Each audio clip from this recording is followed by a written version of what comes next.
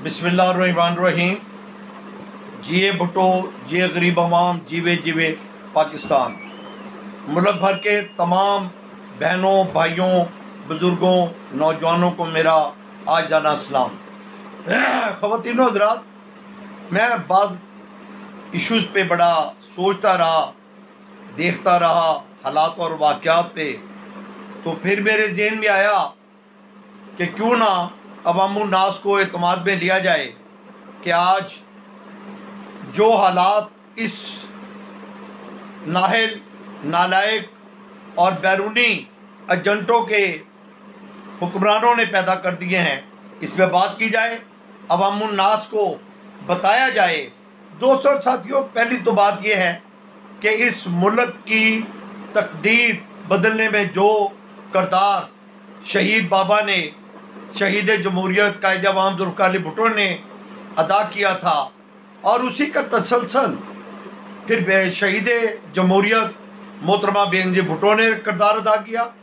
लेकिन दरमियान में एक मरहला आया, मादरे जमहूरियत बेगम नुसरत भुट्टो ने जब इस झंडे को थामा तो क़ज़ाफ़ी स्टेडियम पर भी उस पर तशद्दुद हुआ, और हर जगह पे कारकुनों ने, साथियों ने, ये दुनिया की वाहिद जमात है। मैं एक बात अपने जाले कारकुनों से करना चाह रहा हूँ कि ये जनूब मशरिक़ एशिया की वाहिद जमात है कि जिसकी क़यादत से लेकर कारकुनों तक फांसियाँ, कोड़े, सोते, जेलें, मारे, किले सारी बर्दाश्त की है। दुनिया की और कोई सियासी जमात नहीं है।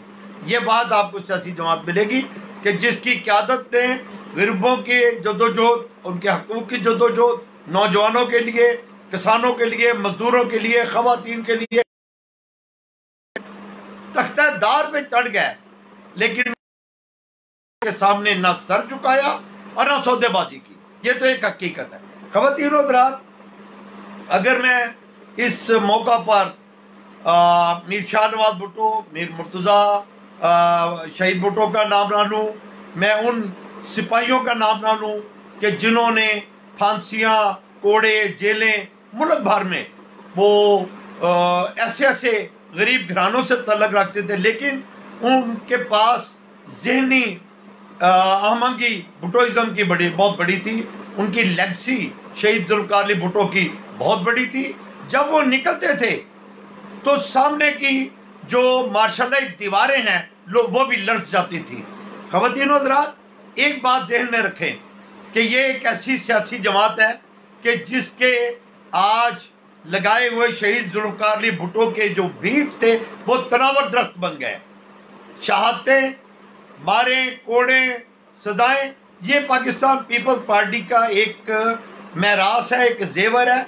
तो इसलिए मैं इस पे हमेशा जमहूर की आज़ादी के लिए जिन दोस्तों ने, जिन कारकुनों ने, जिन कायदीन ने जदोजहद किया, उनको हमेशा सलाम पेश करता हूँ। इस मौका पर मैं उन सोशल मीडिया के दोस्तों का भी खराज तहसीन पेश करना चाहता हूँ कि जिन्होंने बड़ा भरपूर एक किरदार अपनी क़यादत के शाना बशाना, उनकी आवाज़ पर लब्बैक कहते हुए कराची से लेकर कश्मीर तक एक ऐसी आवाज़, एक ऐसी जंजीर, जैसे बेनज़ीर भुट्टो का नाम लोग लेके कहते थे चारों सूबों की जंजीर, बेनज़ीर, इस तरह इन दोस्तों ने ख़ुसूसी तौर पर मेरे सिंध का सपूत है गुलाम कादर लगारी, मेरा जनूबी पंजाब का एक सपूत है वसीम अब्बास कुराई, एक और सपूत है कोटद्दू से डॉक्टर यूनुस शाकर, आतिफ अली, अब्दुल मुतलब भट्टी, नवाज चाचर, सलीम मुगल, तबस्सुम नवीद, राजा रजब जमाली, राना मंजूरुल हसन, ख्वाजा उमरान, अतर मलक, शाह मोहम्मद चन्नड़, साजिद जाफरी, नदीम मलक, एहतिशाम, सलीम मलक रुस्तम, अरफान शेरवानी, ऐसे इतने नाम मैं लेता जाऊं तो ख़त्म नहीं होंगे कि जिन्होंने एक ऐसी जंजीर बनाई हुई है मुल्क भर में, एक ऐसा जाल बिछा दिया है। और सबसे बड़ी बात है, ये बेलौस आदमी है। ना इनमें से किसी ने MPA बनना है, ना MNA बनना है, ना एडवाइज़र बनना है। इनके ज़हन में एक बात है کہ غربت کی آواز کو بلند کرنے کے لیے، حقوق کی جنگ لڑنے کے لیے صرف بھٹو فیملی ہے اور کوئی نہیں. اور بھٹو فیملی کے بھی صدقے جائیں کہ انہوں نے ان غریبوں اور محنت کشوں کے لیے، وہ کسان ہو، مزدور ہو، کھیت مزدور ہو، ریڑھی والا ہو، چھاپڑی والا ہو، بے شمار ان کے لیے قربانیاں دے کے اپنے ملک کی تاریخ میں، دنیا کی تاریخ میں ایک ایسی ہسٹری بنا دی، ایک ایسا نام روشن کر دیا کہ رہتی دنیا تک جو ذوالفقار علی بھٹو کا یا بھٹوز کا نام مٹانا چاہتے تھے، آج ان کا کوئی نام لیوا نہیں ہے. آج ان کے قبروں کے اوپر شاید کتے بھی نہ جاتے ہوں، لیکن یہاں جب 4 اپریل آتی ہے، 27 دسمبر آتی ہے، تو قافلے سروں کا سمندر لاڑکانہ کی طرف، لاڑکانہ کی سرزمین کی طرف چل پڑتا ہے، صرف اس لیے کہ ان کو خراج تحسین پیش کرنے کے لیے کہ ان لوگوں نے، ان لیڈروں نے ہمارے ملک کی بقا کے لیے اور ہمارے غریبوں کی آنے والی نسلوں کی سربلندی کے لیے ایک جنگ لڑی تھی. خواتین و حضرات، اس میں اگر نام لوں شہید ذوالفقار علی بھٹو کا، جس نے ہمیں زبان دی. میرا ملک، جب میں اسٹوڈنٹ تھا، میں 9ویں جماعت کا طالب علم تھا، جب میں سیاست میں شہید ذوالفقار علی بھٹو نے سلام لیا، آج تک اس کے نقش قدم پہ چلتے چلتے یہاں پہنچ گئے. اگر میرے جیسا سیاسی کارکن منسٹر بھی بن جاتا ہے، MP بھی بن جاتا ہے، فیملی میں بھی MP بن جاتے ہیں، ایڈوائزر بھی بن جاتے ہیں، گورنر کے ایڈوائزر، تو یہ صرف پاکستان پیپلز پارٹی ہے. شہید ذوالفقار علی بھٹو نے ٹوٹے ہوئے ملک کو سنبھالا دیا تھا، اور خالی سنبھالا ہی نہیں دیا تھا، پاکستان کی سالمیت کے لیے اسے ایٹم بم جیسا کارنامہ جو سر انجام دیا. آج تک یہودی لابی اس کو برداشت نہیں کر پا رہی. وہ بھٹو فیملیز کو اس لیے برداشت نہیں کرتے کہ یہ کسی سے کمپرومائز نہیں کرتے. یہ آپ کے حقوق کی جنگ، آپ کے ملک کی سالمیت کی جنگ، غریبوں اور کسانوں اور مزدوروں اور نوجوانوں اور صحافیوں کے لیے، اقلیت کے لیے، خواتین کے لیے، نوجوانوں کے روزگار کے لیے، یہ کسی سے کمپرومائز نہیں کرتے.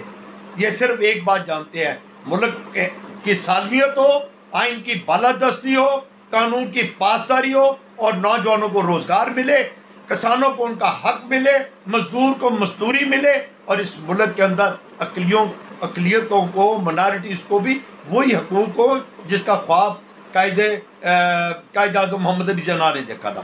دوستوں اور ساتھیوں، شہید ذوالفقار علی بھٹو کے کارناموں پر اگر میں بات کرنا شروع کروں تو اتنی لمبی طویل فہرست ہے کہ کئی سیشن کروں گا انشاءاللہ میں آپ کے ساتھ، کیونکہ میں بھٹوازم پر ایمان رکھنے والے دوستوں کو آج سلوٹ پیش کرتا ہوں کہ ملک بھر کے اندر ان کارکنوں نے، ان ساتھیوں نے، ان دوستوں نے، ان خواتین، ان محنت کشوں نے دن رات ایک کر کے صرف ایک بات پر کہ جو شہید ذوالفقار علی بھٹو روٹی کپڑا مکان کا نعرہ دے کے گیا، پاکستان کو بے آئین ملک کو آئین دے کے گیا، سالمیت کے لیے ایٹم بم دے کے گیا، بے شناخت لوگوں کو شناختی کارڈ دے کے گیا، غیر ملک میں روزگار کے لیے پاسپورٹ دے کے گیا. دوستوں اور ساتھیوں، ملک کا جب اس نے باغ ڈور سنبھالی تھی، افراتفری تھی، کوئی ملک ہمارے ملک سے بات کرنے کو تیار نہیں تھا.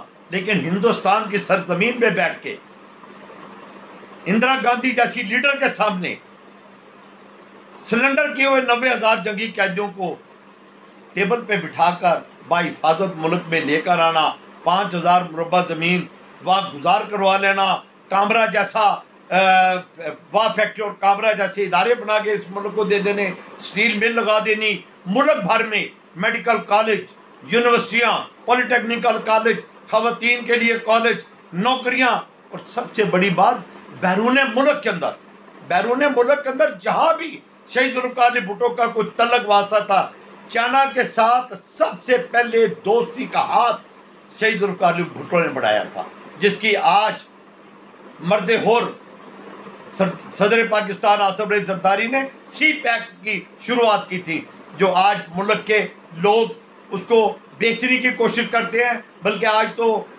ملک دشمنوں کے ایجنٹوں نے اس کو سلو کر دیا، روک دیا ہے. لیکن یہ کارنامے شہید ذوالفقار علی بھٹو کے کھاتے میں تھے، اس کے داماد کے کھاتے میں، مرد ہور کے کھاتے میں تھے، بینظیر بھٹو کے کھاتے میں تھے. دوستوں اور ساتھیوں، اگر میں شہید ذوالفقار علی بھٹو کے ان کارناموں پہ جاؤں کہ جب بیرون ملک کے اندر امریکہ جیسی طاقت کو للکارا تھا، تو وہ صرف شہید ذوالفقار علی بھٹو تھا. اور ذوالفقار علی بھٹو نے جب آئین پاکستان بنایا تھا، اور سب سے بڑی بات اس ملک جو میرے شہید قائد کو، شہید جمہوریت کو اللہ تبارک تعالیٰ کے حضور نبی پاک صلی اللہ علیہ وسلم کی وساطت سے بخشش کی امید ہوگی، وہ قادیانیوں کو آئین پاکستان میں جب اقلیت قرار دیا گیا، کافر قرار دیا گیا، غیر مسلم قرار دیا گیا، تو پوری دنیا کے جو مسلمانوں کے مخالفین تھے وہ ذوالفقار علی بھٹو کی جان کے در پہ آ گئے. انہوں نے دھمکیاں بھی دی، سازشیں بھی کی، کبھی کراچی کی، کبھی راولپنڈی کی سازش ہوئی، کبھی کوئی بے تحاشا سازشیں ہوئی، لیکن اس مرد آہن نے پاکستان کی بقا کے لیے جو فیصلے کیے، پاکستان میں کشمیریوں کا کوئی نام نہیں لیتا تھا، اس میں کشمیر کونسل بنائی، کشمیر کی وزارت بنائی، اور ساری دنیا کے اندر کشمیر کا مقدمہ ایسے لڑا کہ جیسے ایک باپ اپنی اولاد کے لیے لڑتا ہے. اور وہی سلسلہ پھر بینظیر بھٹو صاحبہ نے، اور اس کے بعد پھر بعد میں چلتا یہاں تک پہنچا.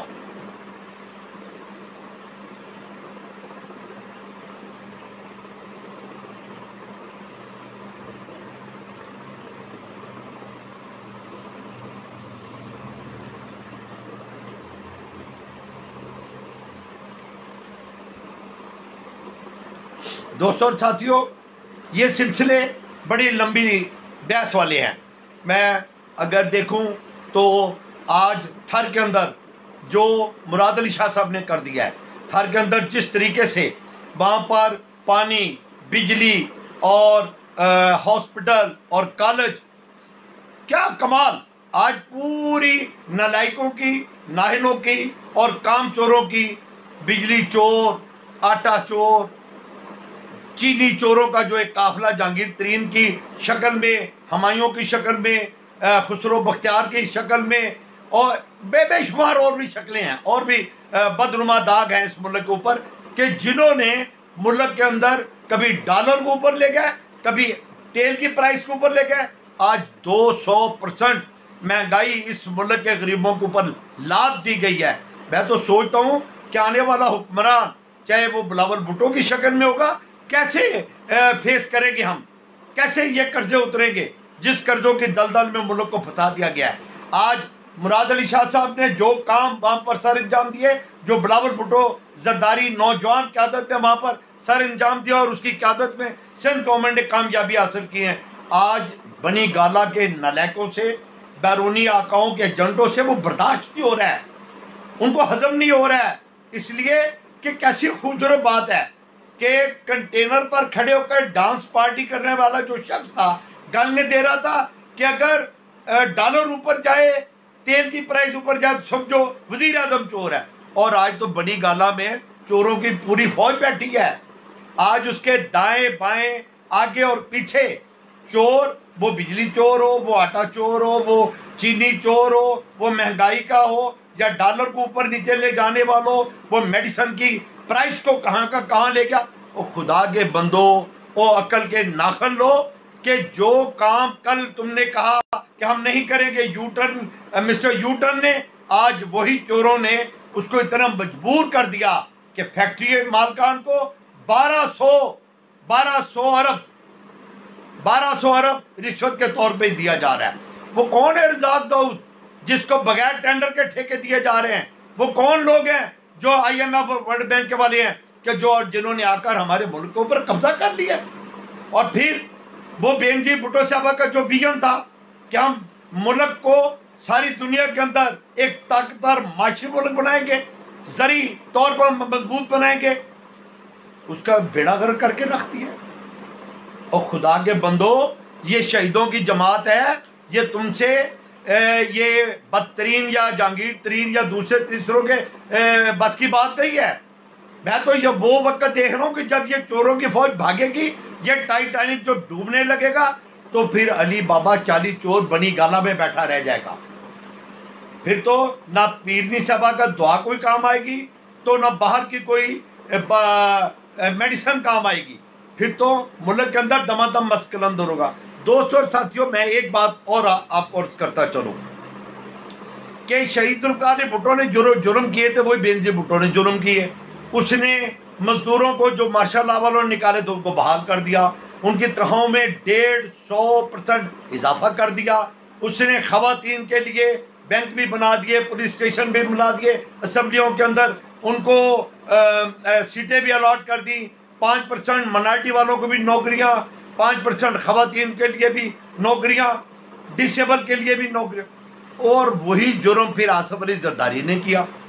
کیا جرم کیا کہ اس نے ایران کے ساتھ گیس پائپ لائن کے ایگریمنٹ کر لیا. اس نے 73 کا آئین اصل حالت میں بحال کر دیا. پھر صدر پاکستان کے تمام اختیارات جو تھے, جو اس کو آئین نے حاصل تھے, آئین نے دیے ہوئے تھے, وہ پارلیمنٹ کو دے دیے.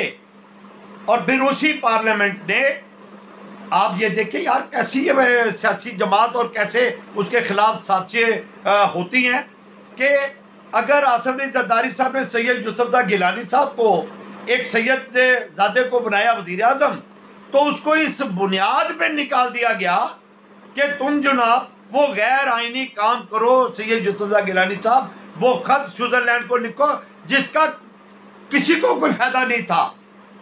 لیکن جب اس نے انکار کیا تو ایک لمحے کے اندر وزیر اعظم کو اس کی سیٹ سے ہٹا دیا.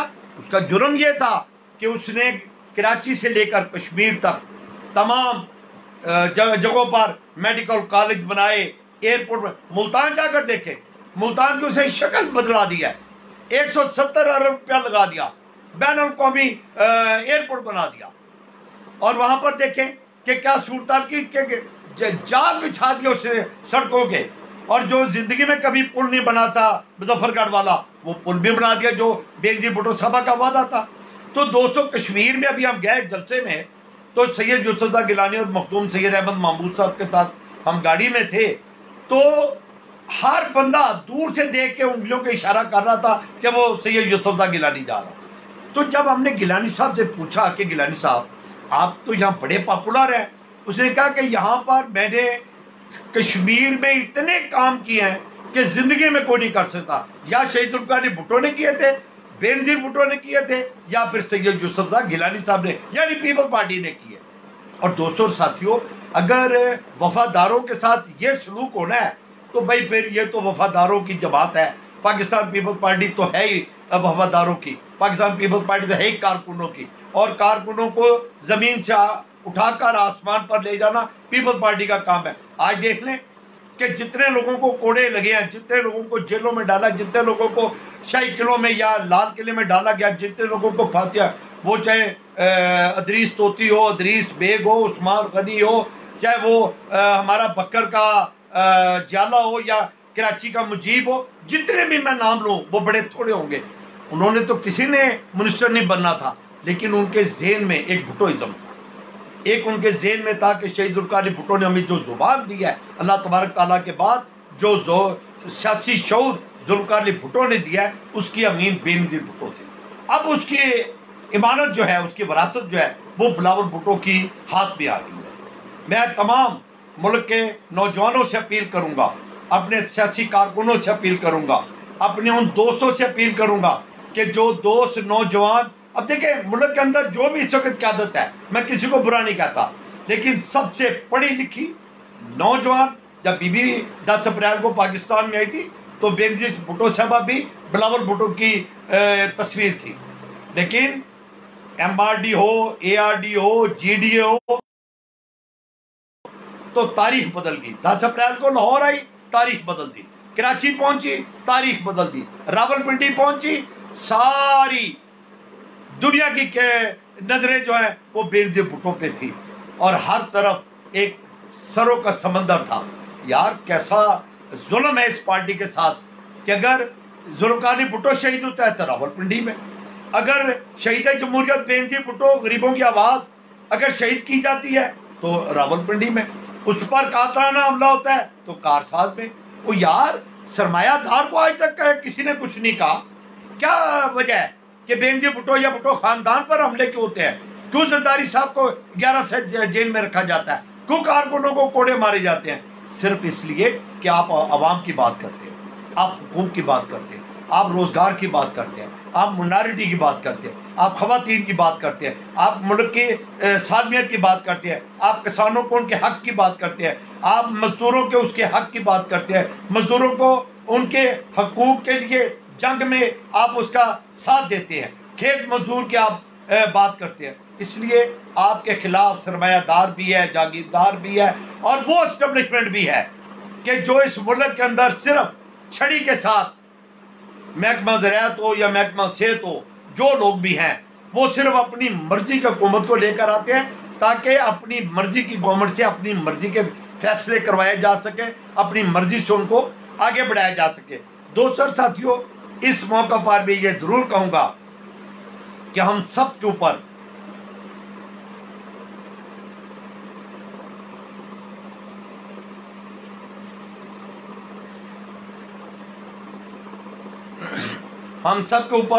یہ ایک تاریخ نے ذمہ داری ڈال دی ہے کہ ہم سب نے اپنے قائد نوجوان قیادت بلاول بھٹو کے ہاتھ مضبوط کرنے ہیں اپنی قیادت کے لیے۔ جیسے ہمارے سوشل میڈیا کے ساتھی جو ہیں، میں قرائی صاحب کا، لغاری صاحب کا، اظہر صاحب کا، چنر صاحب کا، سلیم مغل صاحب کا، اظہر ملک صاحب کا، بے شمار میرے پاس نام ہے، ملتان کے اندر ہر جگہ سوشل میڈیا کے جو کام کر رہے ہیں، ہم نے اب فرنٹ فٹ پہ جا کے لڑنا ہے، تنخواہ داروں کے خلاف لڑنا ہے۔ ہم بنی گالا کی جو یہ ناجائز اولاد ہے، ہم نے اس کے خلاف لڑنا ہے۔ ہم جہانگیر ترین کے یہ جو خرید و فروخت ہوئی ہے، ہم نے اس کے خلاف لڑنا ہے۔ یار دیکھو، مہنگائی کا کوئی ذکر ہی نہیں، سبسڈی کیے جا رہے ہیں۔ وہ بھائی 54 روپے جو چینی تھی آج 85 روپے بک رہی ہے، اس کے اوپر FIA کا کمیشن کیوں نہیں بناتے؟ صدر پاکستان صاحب، آپ اس پہ کمیشن بنائیں کہ یہ چینی ابھی سیزن ختم ہوا ہے، یہ چینی کیسے مہنگی ہوگی، آٹا کیسے مہنگا ہو گیا، یوٹیلیٹی سٹور پہ تمام آپ کی ایکسپائر چیزیں بک رہی ہیں۔ صدر وزیر اعظم پاکستان کہتا ہے کہ میڈیسن کی قیمتیں واپس آ گئی، اور وہ تو ساری دنیا کے اوپر آئل کی کوئی قیمت نہیں رہ گئی، منفی، اور ہم پھر بھی جناب علی 100 روپے بیچ رہے ہیں، 96 روپے بیچ رہے ہیں۔ خدا کے بندو، لوگوں کو ریلیف دو۔ آج کرونا کا مقابلہ اگر مراد علی شاہ صاحب فرنٹ فٹ پہ جا کے لڑتے ہیں تو اس کو آپ جناب علی نیچا دکھانے کے لیے شروع ہو گئے۔ آپ کی نجائز فوج جو ہے، یہ میں آپ کو بتا دوں، وزیر اعظم پاکستان جو 10 لاکھ آپ نے ڈنڈا بردار بھرتی کرنے کی کوشش کی ہے، اس سے کوئی بھی ڈرنے والا نہیں ہے، اور ملک کا خزانہ ہم اس طرح لوٹنے نہیں دیں گے کہ آپ ان کی تنخواہیں لگا دیں اور انہیں کہہ کہ یہ 10 لاکھ کس کے لیے 10 لاکھ؟ کہاں گئی آپ کی فوج، کہاں گئی آپ کے رینجر، کہاں گیا آپ کے میڈیکل کے سٹاف، کہاں گیا آپ کے ٹیچر، کہاں گیا آپ کے دوسرے امپلائی؟ پہلے کیوں نہیں؟ اگر گلی گلی میں بلدیاتی ادارے ہوتے تو آج آپ کو یہ دن نہ دیکھنا پڑتے۔ لہذا وفاق کا کام ہے صوبوں کے سر پہ ہاتھ رکھے، نہ کہ جناب علی کہیں سے ایک گل صاحب پکڑ لیے، کہیں سے ایک ہاری ہوئی ہماری خالہ فردوس عاشقوان کو پکڑ لیا، کسی جناب علی اور بندے کو پکڑ۔ وہ خدا کے بندو، جو آپ کے جیتے ہوئے لوگ ہیں، سینیٹر وہ باہر بیٹھے ہیں، اور جو ہارے ہوئے ہیں ان کو آپ سب کو لے کر